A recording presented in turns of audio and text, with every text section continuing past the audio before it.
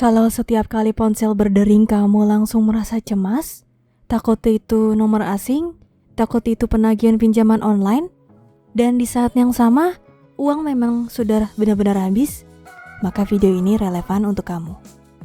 Banyak orang saat ini ada di posisi yang sama. Bukan karena tidak mau membayar, bukan karena sengaja lari dari tanggung jawab, tetapi karena kondisi keuangan memang sudah tidak memungkinkan. Di video ini saya tidak akan menyalahkan siapapun. Saya juga tidak akan memberi solusi instan. Video ini dibuat untuk menjelaskan kondisi ini secara realistis dan membahas langkah paling masuk akal yang bisa dipikirkan di situasi seperti ini.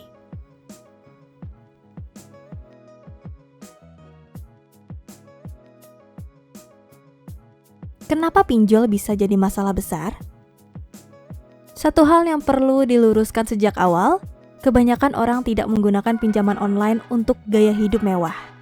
Pinjol biasanya digunakan untuk kebutuhan mendesak, seperti biaya makan sehari-hari, membantu keluarga, membayar kontrakan, biaya sekolah atau pendidikan, menutup utang yang sudah jatuh tempo. Masalah muncul bukan di pinjaman pertamanya, tetapi di pola setelahnya. Ketika pinjaman pertama belum lunas, datang pinjaman kedua untuk menutup yang pertama, lalu pinjaman ketiga untuk menutup yang kedua.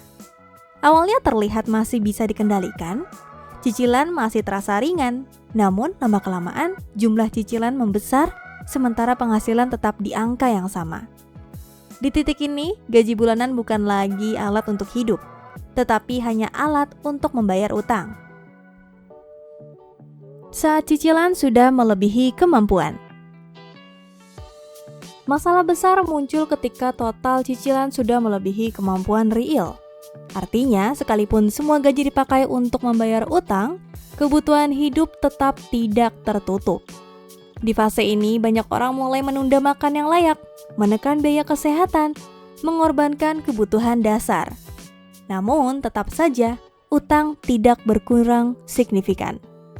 Dan ketika tidak sanggup lagi membayar sesuai jadwal, terjadilah gagal bayar. Penting dipahami, gagal bayar dalam banyak kasus bukan karena niat buruk, tetapi karena kondisi keuangan sudah benar-benar tidak seimbang. Apa yang terjadi setelah gagal bayar? Setelah gagal bayar, intensitas penagihan meningkat. Telepon bisa datang berkali-kali dalam sehari. Pesan masuk tanpa henti. Dalam beberapa kasus, penagihan meluas ke keluarga, pasangan, bahkan tempat kerja. Tekanan ini membuat banyak orang kehilangan ketenangan. Tidur terganggu, konsentrasi kerja menurun, emosi menjadi tidak stabil. Di titik ini, masalah bukan hanya soal utang, tetapi juga soal kondisi mental. Banyak orang sebenarnya masih bisa memperbaiki keuangan, tetapi mentalnya sudah lebih dulu jatuh. Kesalahan besar yang sering terjadi. Di fase ini ada satu kesalahan yang sangat sering dilakukan, yaitu mencoba menyelesaikan masalah tanpa uang. Caranya dengan mengambil pinjaman baru untuk membayar pinjaman lama. Secara jangka pendek, ini memang terlihat menenangkan. Telepon berhenti sementara, penagihan mereda. Namun secara jangka panjang, masalah justru bertambah besar. Jumlah utang meningkat, tenor semakin pendek, tekanan semakin berat.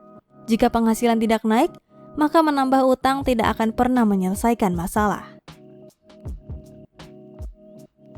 Langkah paling berat, menerima fakta. Langkah paling berat, tetapi paling penting adalah menerima fakta keuangan saat ini. Fakta bahwa penghasilan tidak cukup, cicilan sudah di luar kemampuan, kebutuhan hidup lebih mendesak.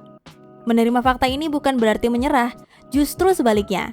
Ini tanda mulai berpikir rasional.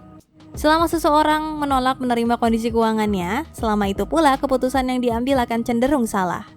Banyak orang terjebak terlalu lama karena tidak mau mengakui bahwa mereka sudah tidak sanggup membayar sesuai skema awal. Hentikan menambah utang. Di fase DC datang terus, keputusan paling rasional adalah menghentikan penambahan utang. Tidak peduli seberapa besar tekanannya, tidak peduli seberapa menggoda solusi jangka pendeknya. Selama penghasilan belum meningkat, pengeluaran belum stabil, utang baru hanya akan memperpanjang masalah. Berhenti menambah utang bukan keputusan yang nyaman, tetapi ini satu-satunya cara agar kondisi tidak semakin memburuk. Memahami perbedaan ancaman dan fakta. Penting juga untuk memahami bahwa tidak semua tekanan DC adalah fakta hukum. Sebagian tekanan dibuat untuk menciptakan rasa takut agar seseorang membayar dengan cara apapun. Rasa takut ini seringkali lebih merusak daripada hutangnya sendiri, karena orang yang panik, sulit berpikir jernih, mudah mengambil keputusan impulsif, dan cenderung menambah masalah baru. Menjaga mental tetap stabil adalah bagian penting dari proses pemulihan keuangan. Prioritaskan kebutuhan dasar. Di kondisi seperti ini, prioritas utama seharusnya adalah kebutuhan dasar, makan, tempat tinggal, kesehatan, kemampuan untuk tetap bekerja. Mengorbankan kebutuhan dasar demi terlihat bertanggung jawab justru berbahaya dalam jangka panjang.